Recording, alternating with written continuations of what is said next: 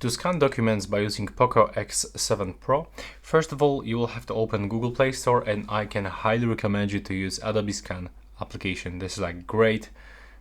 In my opinion, this is the best program to actually scan any kind of node documents. So if you want to if you download it, then you have to open it and log in with your Google, Facebook, or Apple account. I'm gonna use my Google account, and right now just click continue. You don't actually have to pay for it.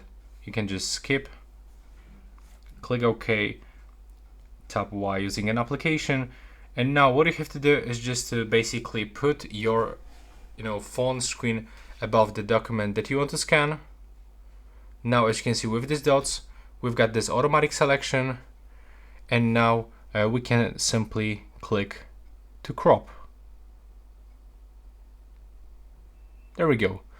And also, as you can see, it's changing the colors to actually get it to make it more visible.